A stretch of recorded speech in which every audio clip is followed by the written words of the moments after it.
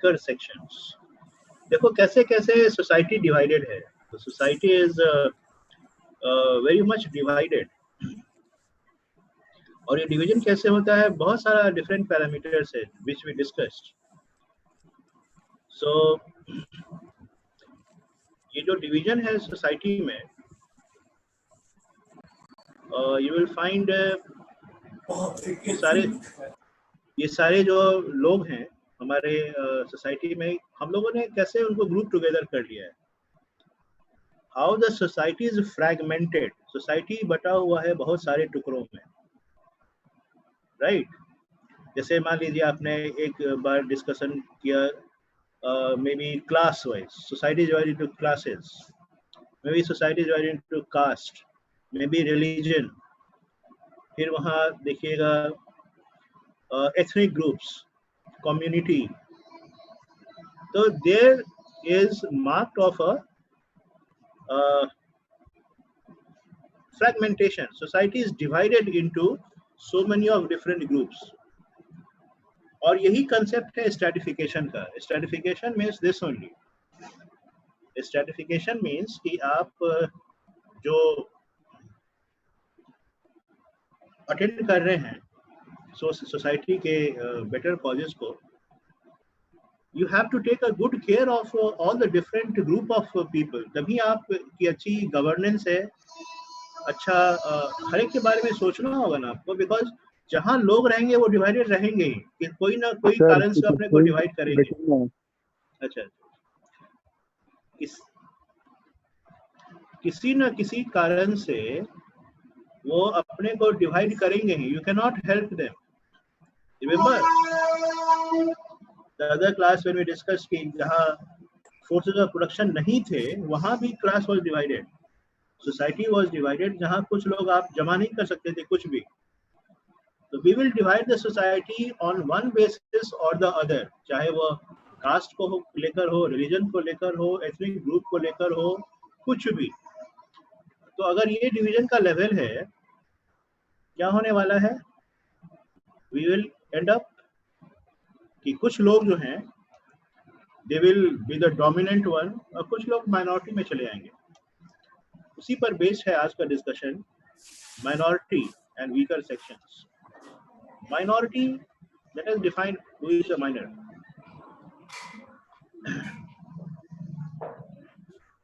देखो माइनॉरिटी का मतलब पहले समझ लें हम लोग, what is meant by minority.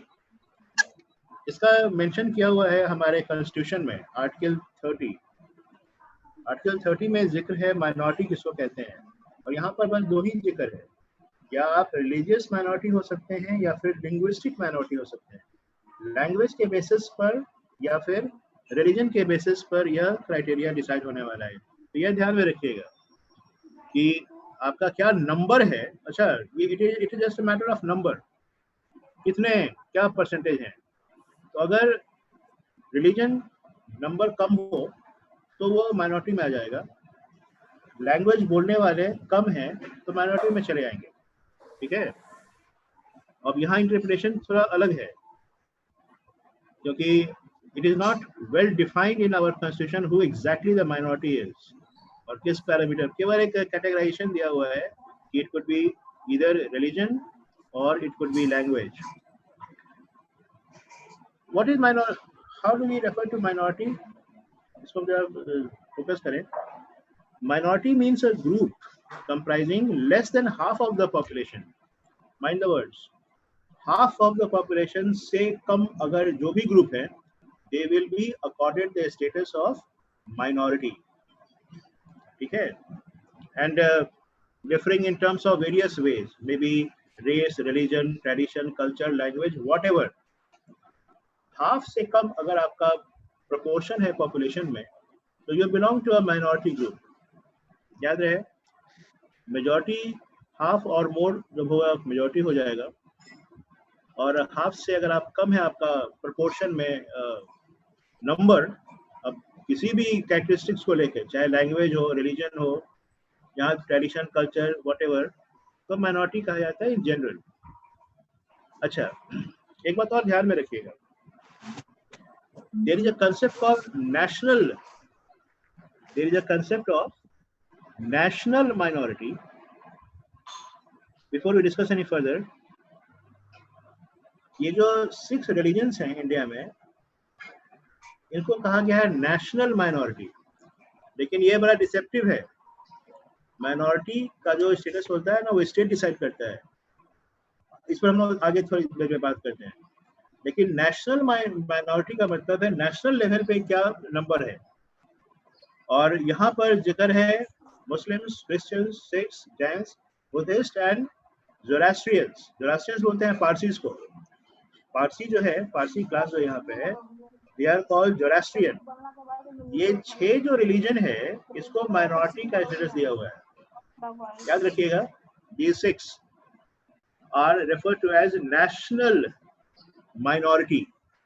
क्योंकि लास्ट क्लास में हमने डिस्कस किया था कि Hindus are 79.8% as per 2011 census. Obviously जो मुस्लिम्स हैं, who constitute 14.2% of the population, is the India's largest minority group। India का जो लार्जेस्ट माइनॉरिटी ग्रुप है, they are Muslims and they constitute 14.2% of the entire population। तो ये information पर ध्यान में रखिएगा। और ये 6 रिलीजन भी ध्यान में रखिएगा, क्योंकि अभी भी लैंग्वेज के बेसिस पर बहुत कुछ स्टडी नहीं है और कोई एडवांटेज भी नहीं है। लेकिन माइनॉरिटी को डिफरेंशियल ट्रीटमेंट देने का प्रोविजन है। Minorities are to be treated in a differential manner. तो वो प्रोविजन जिसमें अभी केवल रिलीजन पर फोकस हो रहा है, लैंग्वेज को उन्होंने ओवररूल किया हुआ है। ठीक है। सो ये जब हम लोग अभी ये स्लाइड पर हम लोग इसलिए आ गए क्योंकि there is a reference of national minority. National level पे जो माइनॉरिटी का कंसेप्ट है, obviously that depends upon the proportion of the population. जो मेजॉरिटी से कम में होगा, तो जो नेक्स्ट मेजॉरिटी माइनॉरिटी है, the leading minority is Muslim, which constitute 14.2% of the population। Now, going back to the original slide. Now, ये जो minority का status है, वही अभी हम लोग बात कर रहे थे। The status of minority is to be decided by the state or union territory। याद रखना, ये सबसे important लाइन है। Minority आप हैं या नहीं हैं, वो डिपेंड करेगा कि आपका शेयर उस स्टेट में क्या है। नेशनल माइनॉरिटी एक डिसेप्टिव टर्म है, it's a very broader term, क्योंकि आपको एडवांटेज मिलने वाला है स्टेट लेवल पे। अगर आप उस स्टेट में माइनॉरिटी हैं या मेजॉरिटी हैं, whatever, so at the level of state the discussion will take place. So remember, the minority status is to be decided at the state और union territory level and not the population of the state as a whole. पूरे population के country पर ये Supreme Court का ruling है। In fact पूरे national level पे हम लोग ये कंक्लूड नहीं करेंगे, स्टेट लेवल पर इसका एनालिसिस होगा। और क्योंकि हो सकता है जैसा कि है, मुस्लिम्स नेशनल लेवल पे माइनॉरिटी है ना, लेकिन Muslims are majority in the state of Jammu and Kashmir and the union territory of Lakshadweep. यहाँ पर वो मेजॉरिटी है mind it. Likewise Christians are majority in state of Meghalaya, Mizoram and Nagaland. वहाँ क्रिश्चियन जो हैं वो मेजॉरिटी हैं। तो स्टेट वाइज ये कंपोजिशन चेंज करता रहता है, right. Sikhs are majority in Punjab, mind it. ठीक है। और इनफैक्ट जो हिंदूज हैं, जो नेशनल लेवल पे मेजॉरिटी हैं, वो भी माइनॉरिटी में चले आते हैं when they talk of Lakshadweep, Nagaland, Mizoram, Meghalaya, Arunachal Pradesh, Manipur, Punjab and Jammu and Kashmir. तो 8 स्टेट में, in 8 different states of India, Hindus are in minority. ठीक है। तो ये मेजॉरिटी और माइनॉरिटी का जो कंसेप्ट है, that is to be analysed at the state और यूनियन टेरिटरी लेवल। याद रखना, this entire discussion of state और माइनॉरिटी और majority is to be carried out at the state or union territory level। National तो एक अलग figure है, national में तो केवल एक जस्ट। हाँ बोलिए सर, कुछ बच्चे वेटिंग में हैं। अच्छा,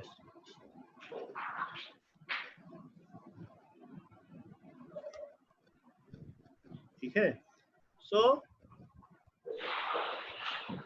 स्टेट लेवल पे आपका उस वहाँ के पॉपुलेशन में क्या शेयर है उससे डिसाइड होगा कि वेदर समबडी इज मेजॉरिटी और माइनॉरिटी। यही जो क्राइटेरिया है वो वीकर सेक्शन पर भी लागू होता है, scheduled caste and scheduled tribes. इसका भी जो आइडेंटिफिकेशन है वो स्टेट लेवल पर ही होता है, क्योंकि वही कास्ट किसी स्टेट में शायद माइनॉरिटी में वीकर सेक्शन में नहीं हो, तो स्टेट बनाता है लिस्ट अब कास्ट वाइज और उसको प्रेसिडेंट फिर गिव द अप्रूवल। तो किसी हो सकता है ना कि कोई कास्ट जो है किसी स्टेट में वीकर कास्ट हो, किसी में नहीं हो, depends upon the list at the state level. Now तो ये था minority majority. Let us move on the weaker section. ये वीकर सेक्शन कौन, ऐसा कैसे होता है कोई वीक हो जाता है? यहाँ पर बात माइनॉरिटी मेजॉरिटी की नहीं हो रही है, anybody could be weaker section. जैसा था ना अभी हाल में जो दिया है reservation 10% to the forward class. Forward तो यहाँ जो फाइनेंशियली वीक हैं उनको मिला है ये रिजर्वेशन की फैसिलिटी। तो जो वीकर सेक्शन है, क्योंकि India is a welfare state, यहाँ सबका साथ सबका विकास वाली बात है। एक सेक्शन बहुत राइज कर भी गया तो उससे आप पूरे कंट्री का प्रोग्रेस नहीं देख सकते हैं। अब ये कितना सही सोच है वो अलग बात है, it might B debatable. Reservation को लेकर डिस्कशन हमेशा डिबेट होता ही रहा है, लेकिन जरा गवर्नमेंट के नजरिए से सोचिए, पॉलिटिक्स को हटा के सोचिए। आपको नहीं लगता है कि सारे के सारे लोग डेवलप करें, सारे बेहतर हों, कोई ऑपरेस नहीं हो? पहले बहुत ऑपरेशन होता था, इस बात से इनकार नहीं हो सकती है।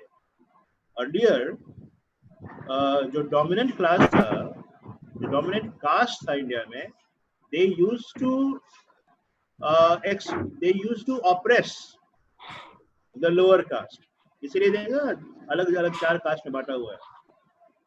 तो ऑपरेशन था, लोग सोशली एजुकेशनली डिप्राइव्ड थे, डिसएडवांटेज ग्रुप था वो।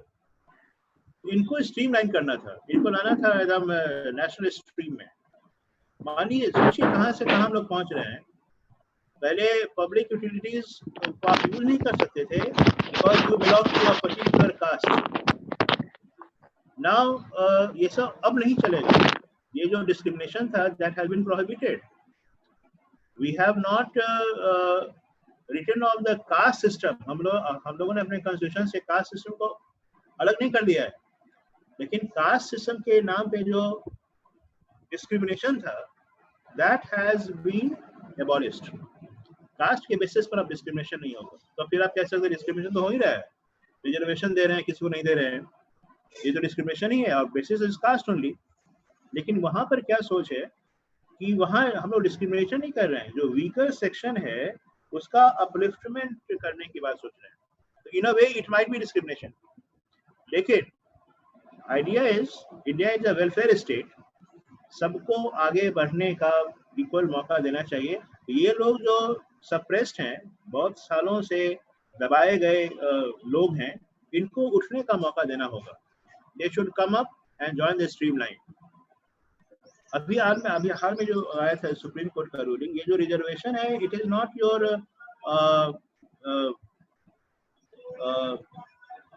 ये कोई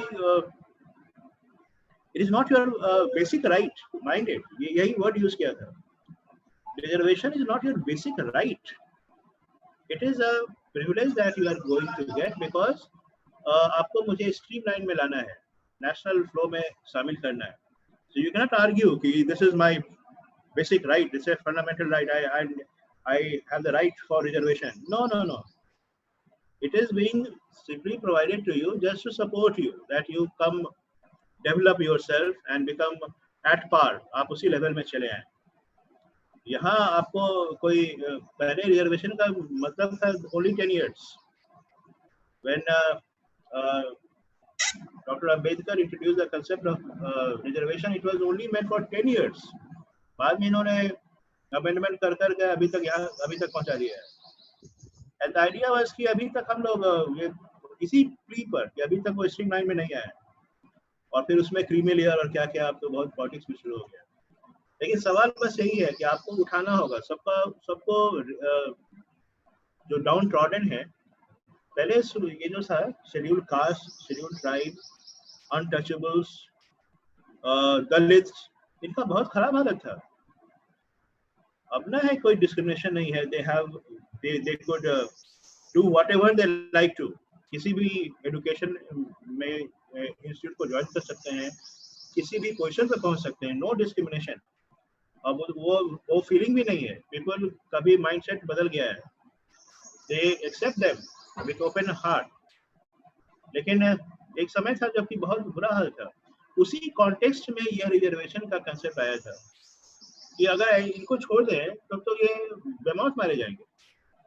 इनका ऑपरेशन इस हद तक था, इनको उठाने वाली बात थी। तो यहाँ पर वही सारे क्लॉजेज आपको आगे मिलेंगे। कॉन्स्टिट्यूशन में प्रोविजन क्या क्या है वीकर सेक्शन को अपलिफ्ट करने का, तो इसको लिख लीजिएगा। इनफैक्ट नहीं तो नोट डाउन कर लें। वीकर सेक्शन का मतलब the section of population irrespective of caste creed, यहाँ कुछ बाकी कोई मेजरमेंट नहीं है। Section of the population which are socially, economically, politically and educationally backward। 4 dimension है, याद रखिएगा। सोशली, इकोनॉमिकली, पॉलिटिकली, कहीं ना कहीं आप पिछड़ रहे हैं, politically and educationally backward. Excuse me sir, sir बहुत लोग वेटिंग रूम में वेट कर रहे हैं। ये तो आ गए, अभी एंटर कर चुके हैं शायद, देखना। अच्छा, देख लेते हैं। दे हैव एंटर्ड, सब आ चुके हैं, ठीक है। सो ऐसा जो सेक्शन है सोसाइटी का जो कि बैकवर्ड रह गया हो, चाहे सोशल कंसेप्ट में या इकोनॉमिक के टर्म्स में, पॉलिटिकल इनका रिप्रेजेंटेशन नहीं है। इसलिए देखते हैं रिजर्वेशन होता है इवन कॉन्स्टिट्यूएंसी का, किस कॉन्स्टिट्यूएंसी से SC ST के लिए सीट रिजर्व है। पॉलिटिकली, एजुकेशनली, मतलब इनको कोई अपॉर्चुनिटी मिला ही नहीं एजुकेशन के लिए, तो दे स्टेट बैकवर्ड। तो इनको इस ग्राउंड पे we are trying to protect them, ठीक है। And they have suffered a lot since generations, बहुत सालों तक, generations to generations they continue to suffer. They have been oppressed by the dominant class. और इस कैटेगरी में जो वीकर सेक्शन है इंडिया का, उसमें 3 कैटेगरी आएगा। क्या क्या?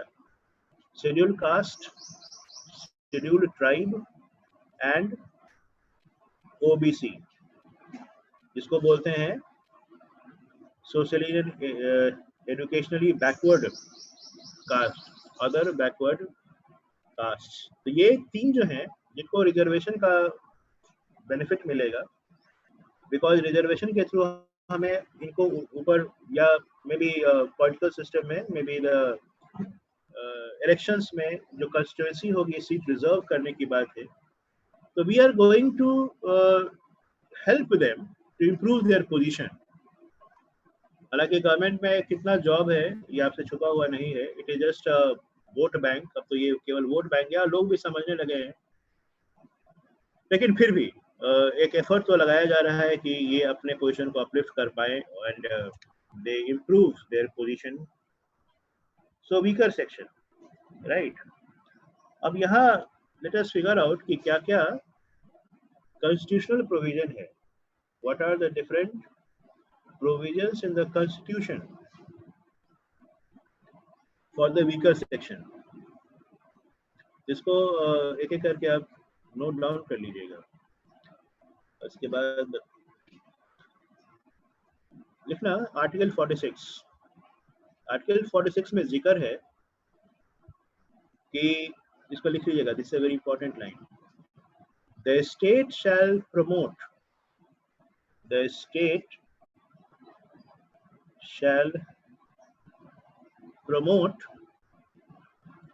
with a special care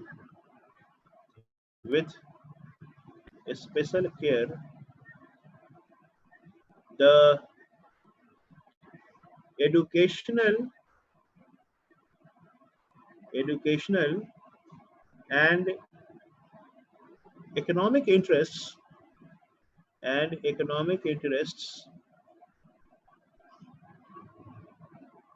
of the weaker sections of the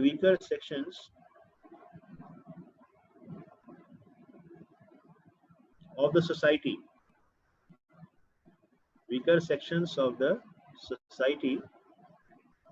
in particular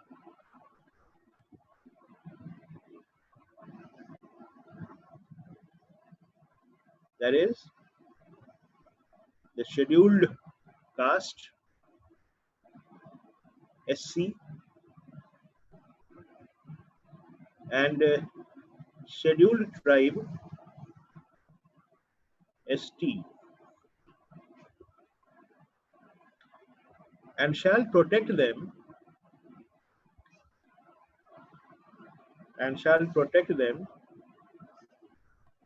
from social injustice,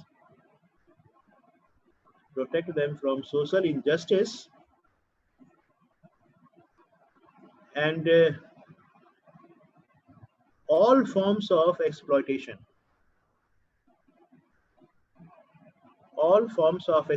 देखो इसमें कोई डिफरेंस नहीं हो सकता है, भले आप रिजर्वेशन के सपोर्ट में हो, अगेंस्ट में हो, लेकिन एक बात तो जाहिर है कि किसी को ये राइट नहीं है कि किसी दूसरे को वो एक्सप्लॉइट करेगा, because a person belongs to a certain caste, उसको कोई जन्म से अधिकार नहीं मिलेगा कि वो किसी को एक्सप्लॉइट कर सकता है. And everybody should get an equal opportunity. यहाँ भी कोई डिफरेंस नहीं होना चाहिए. बात वहां पे है, ये जो सालों से डाउन ट्रॉडेड रहे हैं, खासकर SC और ST, जो बिल्कुल जिनको अच्छा शेड्यूल कास्ट कितना रिजर्वेशन है मालूम है? What is the percentage of reservation in the government jobs to these scheduled castes and scheduled tribes? Scheduled tribes एकदम हो गया एकदम जो जनजाति नहीं, उसको क्या बोलते हैं हिंदी में? आदि मानव कैसे बोला? शेड्यूल ट्राइब को क्या बोलते हैं सर? आदिवासी लोग सर. आदिवासी लोग, संथाली, राइट.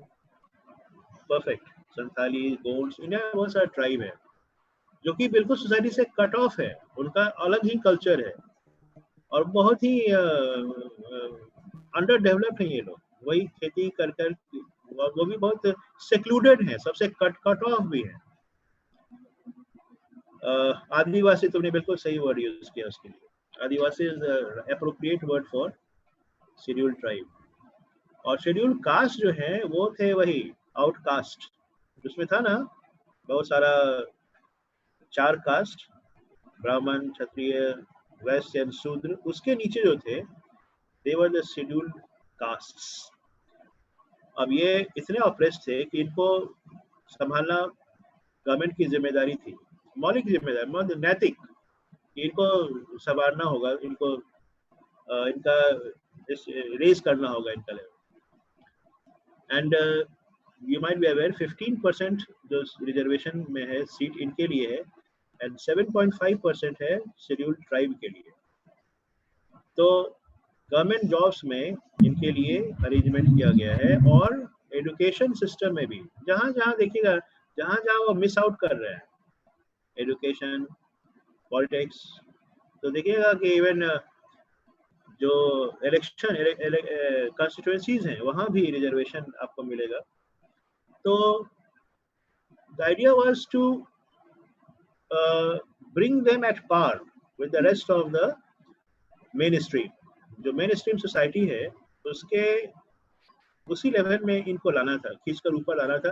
तो अगर छोड़ देते अपने ही कोई डिस्क्रिमिनेशन तो बहुत लंबा समय लगता, तो बहुत जल्दी इनको इस मिनिस्ट्री में शामिल करना था, इसलिए reservation appear to be justified. बाद में लोगों ने इसका पॉलिटिकल कलर दे दिया, जो कि बहुत गंदा भी हुआ, सोसाइटी डिवाइडेड भी हो गया बहुत ज्यादा। लेकिन फिर भी reservation at that point of time when B R Ambedkar, और ही वाज वेरी पर्टिकुलर कि रिजर्वेशन केवल 10 साल तक रहेगा, तब तक ये लोग अपने शामिल हो जाएंगे, ये जनरेशन जो है उसको हम लोग खींच कर ले आएंगे ऊपर। लेकिन बाद में तो फिर they started playing politics with this, और जो भी हो, अच्छा बुरा। Now second part note down कीजिएगा। अब इनको प्रोटेक्ट करने की बात थी, दे शुड बी प्रोटेक्टेड। तो कैसे प्रोटेक्शन का एक बहुत इंपॉर्टेंट था, गवर्नमेंट के हाथ में जो होगा वही करेगा ना।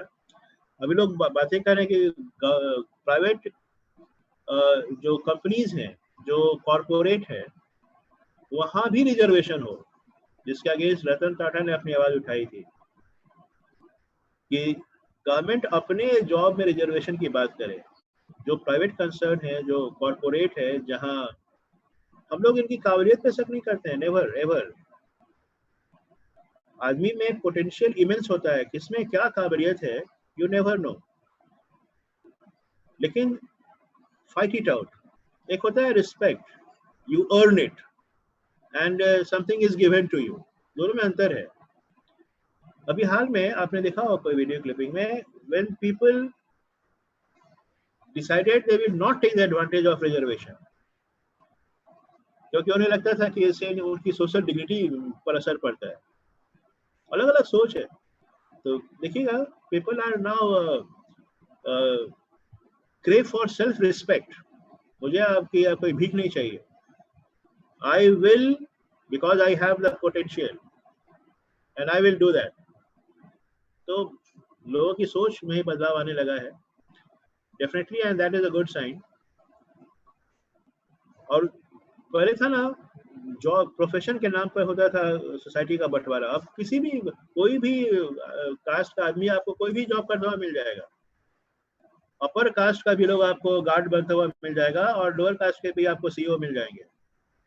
और वो सब डिमार्केशन रहा नहीं। आप में अगर काबिलियत है तो आपके लिए जगह है कहीं भी। दे विल नॉट बी आस्किंग कि भाई आप किस कास्ट के हैं। वो सब कंसेप्ट, दकियानुसी जो कंसेप्ट था, वो सब साइड लाइन हो रहा है।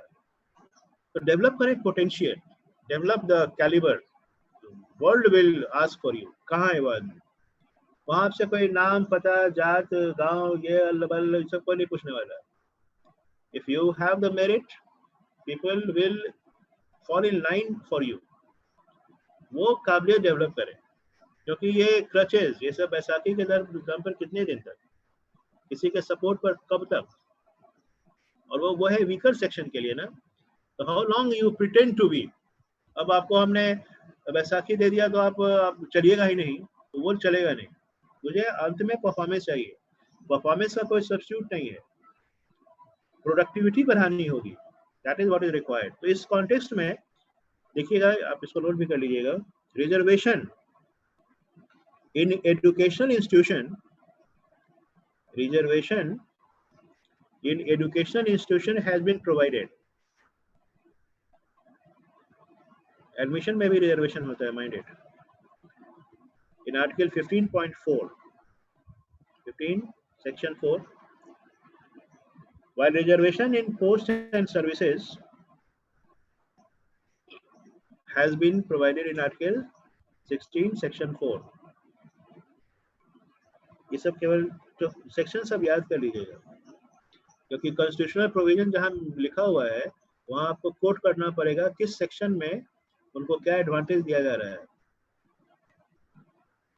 Section 4A, article 16 section 4B of the constitution. तो ये अलग अलग उनको एडवांटेज मिल रहा है। अच्छा, आर्टिकल 243D, इसको भी नोट डाउन कर लेना। आर्टिकल 243D में there is a provision for reservation of seats for STs in panchayat. Panchayat में एसटी के लिए सीट रिजर्व है, माइंड। अब रिजर्व है तो वहां को एसटी ही आएगा, एसटी आएगा तो स्ट्रीमलाइन हो जाएगा, जुड़ेगा नेशनल मेन स्ट्रीम से। उसको वहाँ स्ट्रीमलाइन में मेन स्ट्रीम में शामिल करने के लिए यह एक अच्छा तरीका हो सकता है। अगर उनको छोड़ दें तो कभी भी उस पॉलिटिकल यूनिट में शामिल हो ही नहीं सकते हैं। अगर उनको उनके रिजर्वेशन नहीं हो तो इनका रिप्रेजेंटेशन पंचायत में तो कभी हो ही नहीं सकता है। दे आर डाउन ट्रॉडन, उनको बहुत तरीके से हम लोग आर्म ट्विस्टिंग करने वाले हैं, दबाव डालेंगे। तो ओपन तो अगर कर दें तब तो ये कभी भी डेवलप नहीं कर पाएंगे। तो इनके लिए सीट ही रिजर्व कर दिया, इतना परसेंट सीट वो ही भरेंगे, तब उनमें जो भी चलेगा competition. Article 330 reservation of seats for ST in the House of People, Lok Sabha, and 332 reservation of seat in the national state assembly, Vidhan Sabha. ठीक है, एसटी के लिए सीट का रिजर्वेशन हो गया। Now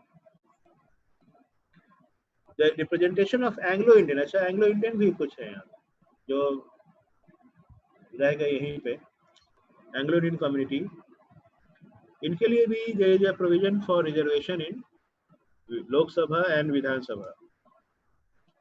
So that was how there is a provision for reservation. Reservation से ना हम ये जो ऑप्रेस्ड क्लास रहे हैं या डिस्क्रिमिनेटेड क्लास रहे हैं सिंस जनरेशंस, उनको स्ट्रीमलाइन करना चाहते हैं, उनको नेशनल जो मेन स्ट्रीम है उसमें शामिल करना चाहते हैं एज सुन एज पॉसिबल। अब समय बदल रहा है, लोगों की सोच बदल रही है, ये सिस्टम भी बहुत दिन नहीं चलेगा, लेकिन it will take a lot of time, बहुत समय लगेगा इनको इस सांचे में ढलने में। तो हम लोगों ने क्या किया ना, इनको रिजर्वेशन के बेसिस पर जितनी जल्दी हो सके मेन स्ट्रीम में शामिल करने की कोशिश की है। That is idea, because they are the deprived ones. ये लोग जो है ना वो डिप्राइव्ड हैं, सोशली डिसएडवांटेज्ड हैं, जिसके कारण इनको सपोर्ट चाहिए होगा। और धीरे धीरे they will learn to run. तो पहले होता है ना बेबी स्टेप, तो थोड़ा संभालना होता है। So that is idea, and this system is not for all time to come. जैसे मान लीजिए मे बी 50 years hence, आज से 50 साल के बाद या मे बी 100 साल के बाद मे बी रिजर्वेशन होगा ही नहीं, नो रिजर्वेशन एट ऑल। जैसे कहाँ है दूसरे कंट्री में, कहाँ रिजर्वेशन है? रिजर्वेशन का कंसेप्ट क्यों? क्योंकि इंडिया एक टिपिकल कंट्री रहा है, यहाँ पर ऑपरेशन होता रहा है। कास्ट बहुत अभी तक सोच सकते हैं, जहाँ अभी भी कास्ट लाइन बहुत ज्यादा प्रोमिनेंट है, हालांकि इंटरमिंगलिंग हो रहा है, लेकिन फिर भी कास्ट के बेसिस पर अभी भी लोग, तो बिहार तो खैर कास्ट के लिए बदनाम है, अभी भी लोग सोचते हैं कि बिहार में कास्ट सिस्टम, हर एक स्टेट में कास्ट सिस्टम है, बिहार को लोग यूं ही बदनाम कर देते हैं। कास्ट कॉन्शियसनेस है लोगों में अभी भी, very unfortunately. It will take time, और ये एजुकेशन के थ्रू ही हो सकता है। when people will realize कि ये सब केवल बनावटी है, दिखावा है, नौटंकीबाजी है। यहाँ पर आप बहुत कास्ट कॉन्शियस हो रहे हैं, तो आप बहुत प्रोग्रेसिव नहीं है, आपकी सोच वही मेडिएवल एज का है। We are human being first, हम लोग सबसे पहले इंसान है। That is the most important thing, and that should unite. वो फीलिंग होनी चाहिए for other human being, irrespective of कि वो किस कास्ट का है, किस रिलीजन का है, क्या सोच का है, क्या आइडियोलॉजी का है, किस क्लास का है, गरीब है, धनी है। एक human values should be cherished. सबसे इम्पोर्टेंट वो मेरे लिए इसलिए है क्योंकि the person is a human being, and I have a moral responsibility to attend to the person अगर वो किसी प्रॉब्लम में है तो। सो सॉलिडारिटी होनी चाहिए, we the people of India, वो कंसेप्ट होना चाहिए। अब ये नहीं कि हम लोग डिवाइडेड लॉट हैं, हम लोग डिवाइडेड हाउस हैं, तो क्या किस बात की वी कंसेप्ट यूज कर रहे हैं। और इंडिया की जो खासियत है ना वो यही है, डिस्पाइट ऑफ स्ट्रैटिफिकेशन। देखो कितने बहाने हम लोगों ने खोज रखे हैं, कास्ट को लेकर, क्लास को लेकर, डिस्क्रिमिनेशन ग्राउंड पे हो रहा है, मे बी जेंडर को लेकर, रिलीजन को लेकर, कम्युनिटी को लेकर, एथिकल ग्रुप को लेकर, स्टिल वी आर यूनिफाइड। सबसे बड़ा ब्यूटी यहाँ पर है। जो लोग कहते हैं ना कि हिंदू स्टेट और सेक्युलर स्टेट और व्हाटएवर। सर वैसे हाँ बोलिए, बोलो बोलो क्या बोल रहे हैं? सर वैसे सर रिलीजन, सर वैसे तो सर रिलीजन भी नहीं होना चाहिए सर। बिल्कुल बिल्कुल, कोई भी ग्राउंड नहीं होना चाहिए। नहीं, रिलीजन तो आपका पर्सनल फेथ है ना। देखो लोग क्या है, इसको मिसयूज करते हैं। Religion is a matter of faith. आपको टोटल फ्रीडम है, आपका फेथ जहाँ है वो आपकी पर्सनल इशू है।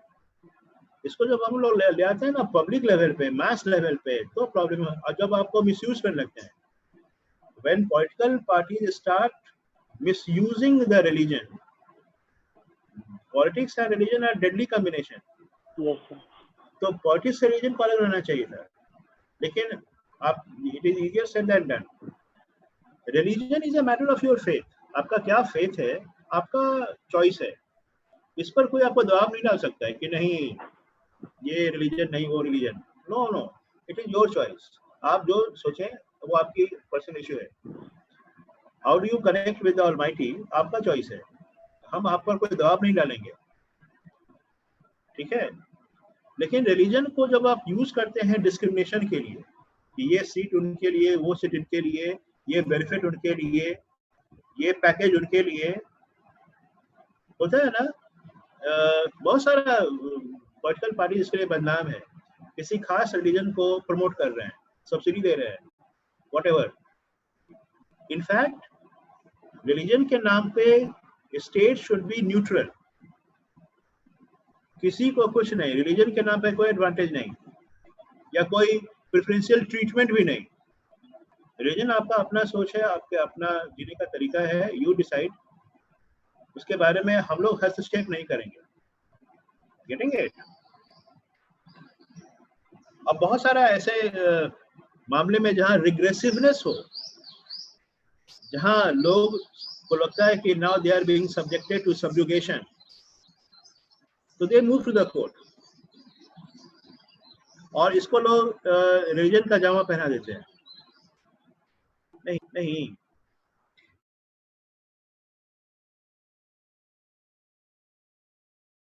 कोई डिस्क्रिमिनेशन नहीं होना चाहिए। That is the issue.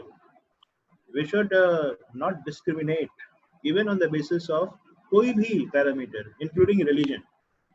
Religion को जब आप पर्सनल गेन के लिए यूज करते हैं या किसी पॉलिटिकल पार्टी के बेनिफिट के लिए यूज करते हैं, तो वहां पर प्रॉब्लम होता है।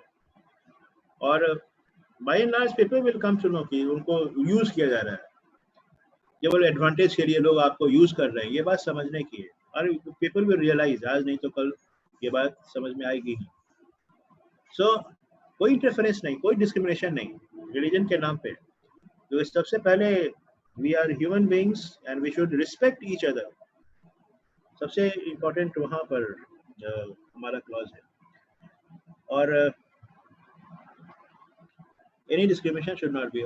इसी context में let us wind up or close our discussion by these articles. In articles का भी थोड़ा reference आप रख लें।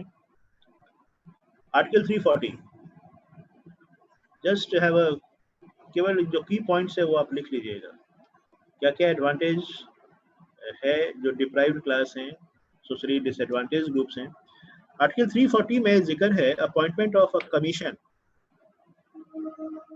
appointment of a commission to investigate the conditions of backward classes. Backward classes क्या क्या conditions हैं, why they continue to stay backward, इस पर इंक्वायरी करेगा। और क्या डेवलपमेंट हो रहा है, क्या इनिशिएटिव लिया जा रहा है, कैसे इनका पोजीशन सही की जा रही है और उसका इफेक्ट क्या हो रहा है।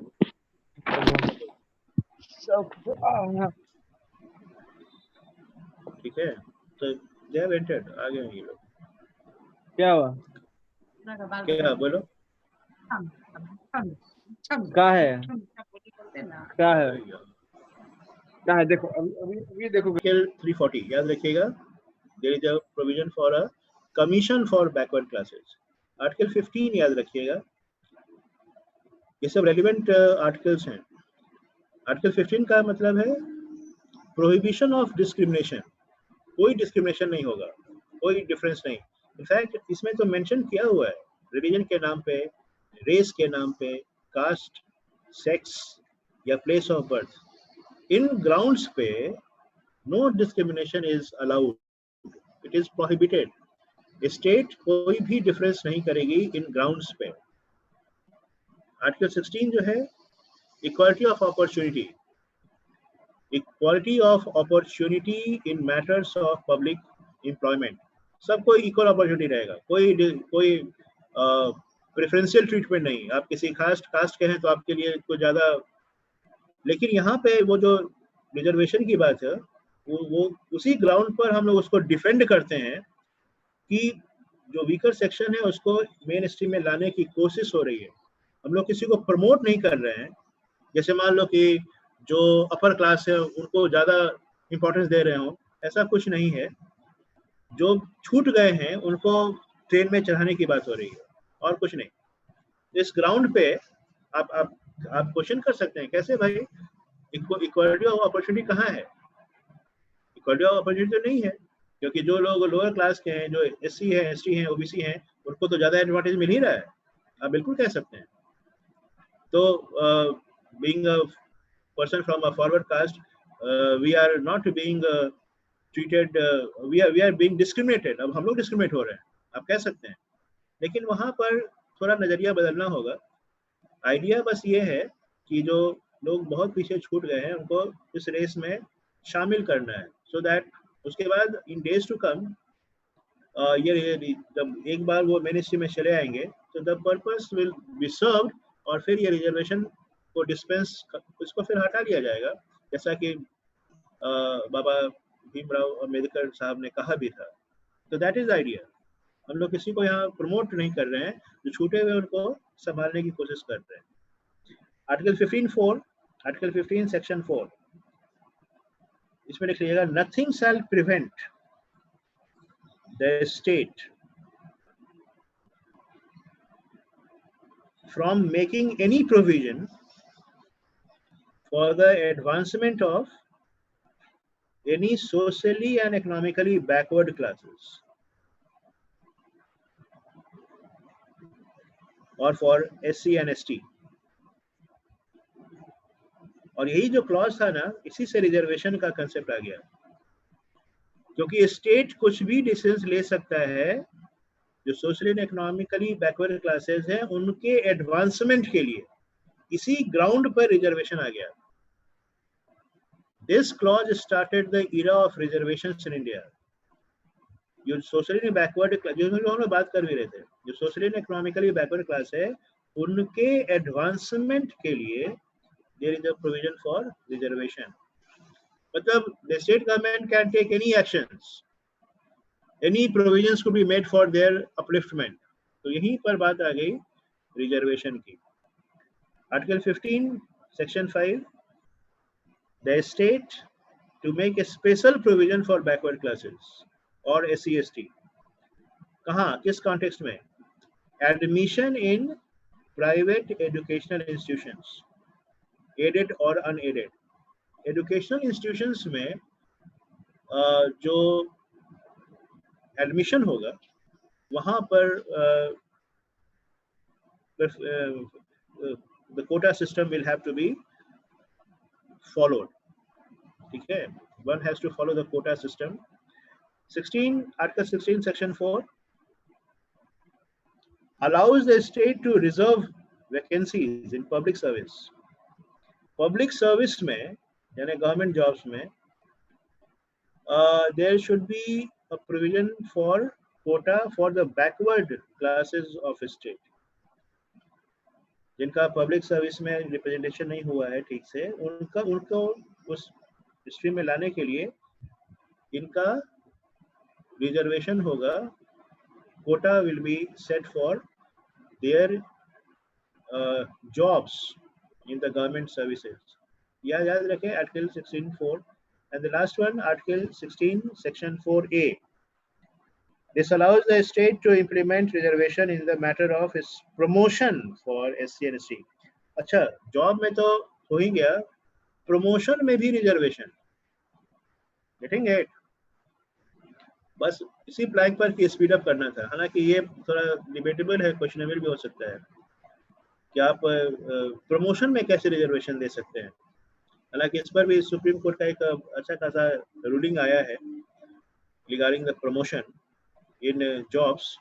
ये थोड़ा कंट्रोवर्शियल बनता जा रहा है, लेकिन फिर भी जो क्लॉज है article 16(4)A, it allows for the promotion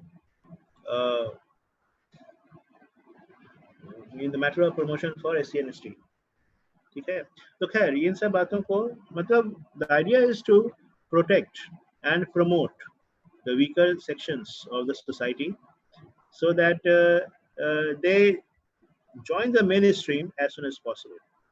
इनको हम अपने जो divisions हो गया, the society has been divided into strata, वो बटेगा ही, आप उसको रोक नहीं सकते हैं. You cannot expect an egalitarian society. Society में सभी लोग एक लेवल पे नहीं हो सकते हैं. It is just impossible. So what we are concerned about, how can we bring them together in the mainstream? ये जो division है, इसके basis पर कोई exploitation नहीं हो. Getting it? इस पर focus करने की जो सारी बातें हैं, that is all about the initiatives that are taken by the government. ठीक है? So that was the subject matter for today. Next class may we start in a new unit, or make sure that you go through all these details. और next class में we start with the poverty, unemployment. अभी भी social issues पर next जो आपका unit है वो based है. इसके बाद हम लोग आएंगे research पे, which is very technical in nature, और वहाँ पर statistics का कैसे use करते हैं हम लोग, we will discuss that. लेकिन next week में फिर हम लोग यही चलेगा, poverty, unemployment और education whatever जो कि आपका syllabus में है. So see you then tomorrow next class. Thank you.